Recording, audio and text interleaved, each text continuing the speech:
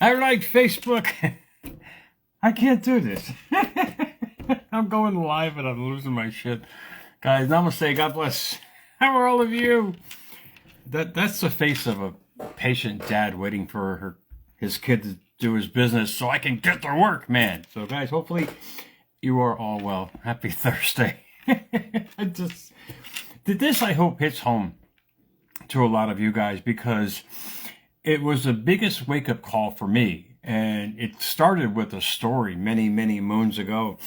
A lot of you guys who personally know me, I grew up in the retail and ran a lot of bakeries for retail for many moons, which I still do now. I just do it on a different level, in a different way. But back then, even now, they have what they call the union that's involved with retail, which is great because the union protects the employees. God forbid something, any kind of labor issues and so on and so forth. And many moons ago, there was the shop steward who I was friends with, not on a personal level, just like, camaraderie kind of work thing. And he was telling me the story of this guy. Anytime you have a problem with your work or an associate, you go see the shop steward and talk to him or her about what's going on. There was this one person who kept going back to the shop steward, but each time he had a problem with a different person. And the shop steward said, look, I'm here for you, but I think your problems is you got to go home and look in the mirror. And when I heard that story, I said, wow, what a great reflection note that we all should take if we don't think that life is giving us what we think we deserve in life. It's not that what we deserve, it's what do you see? How do you see life? How do you view it through the lens of what you look at every single day? And that was prevalent back in my 12 by 12 days, man. I remember working and I was going home on the Berlin Turnpike. They don't do it now. I don't know why, but they should. It stopped a lot of drunk drivers, but they had sobriety checkpoints. And driving through, I'm like, la, la, la, doing my thing. And the cop puts this big sticker on my car as I drove by many moons ago. And he pointed over to the right. He said to pull over. I'm like, what did I do? I don't drink. He goes, well, your car's registration expired. And you need to leave the vehicle because we're taking it. And here I am about maybe 5 miles from my little cinder block room that I was living in back then. Had to walk that. And the whole time I was doing this, carrying my dinner, my McDonald's salad back then, carrying my dinner saying, why is this happening to me? Why? Why is all this why am I losing everything in life? And when I finally got back to the 12 by 12, like an hour later, I looked in the mirror. That was my epiphany. That was the revelation of self when I realized it's me. I'm the problem, meatball. This is why your car's being taken, because you didn't pay the bill. This is why things are happening, because you're not following through on what you're supposed to be doing. This is why you lost everything, because you didn't believe you can have anything. It was a complete change of belief system in my life. And if things aren't happening the way you want them to be, it's because the way you thought it would be. And it's something for you guys to really think about. But the question lies is, how does all this happen? Where does this start? It's in a place where you can't see. It's your principles. 55 or 56 guys got together in Philly in this musty old speaking hall a couple 100 years ago. And they said, we want to create a new foundation because we're not happy where we are now. And they called it a Declaration of Independence. They all got together with all their ideas, came together about their own accordance, the way they think this land should be. And you have that same power. I have my own declaration in my bathroom that I look at every single day of my, how should we say, principles that I live by. And principles is a big word. People really don't get it, but it's our core belief system. It's what we've been taught to do. I was taught all my life before that those situations and losing everything, that life was the problem. Well, no, I was the problem. It was my belief system about life. And once I started working on that belief system about life, everything started to culminate in the direction where I wanted it to go. It's when I believed that I could have success, that success came. It's when I believed that money would flow into my life, that money and opportunity started flowing into my life. It's an amazing system. I forgot which Indian there was an Indian, I think it's Saja Guru, and correct me if I'm wrong, please, with the comments. But he said your body is just an instrument. Your mind is your core. Your mind starts to process, and the body just acts accordingly to what you send it to create the vibrations, the energy, and get all these things going to create the synchronicities in your life.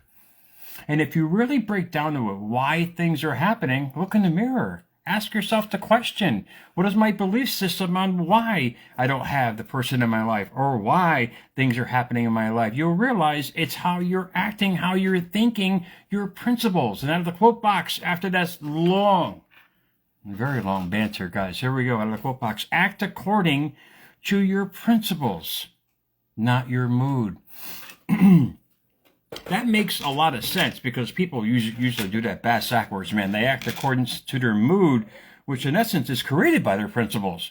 But when you really break down to it, if your principles are only of abundance, peace, success, love, and everything in accordance to who you are, that's basically all you can attract in your life.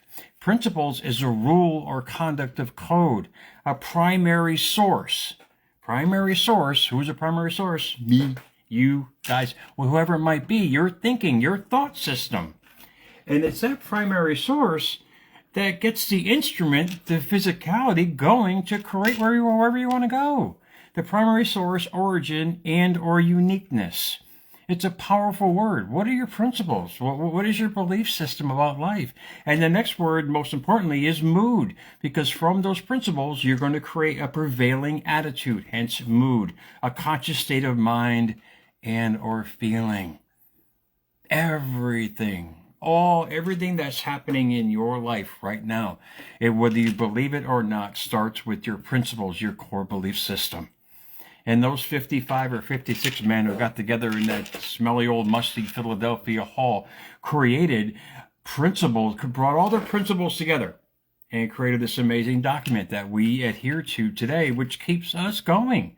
What principles, or how should we say, declaration, are you going to create for yourself that you live by every day? Because once you live by it, you start believing it, you start attracting it.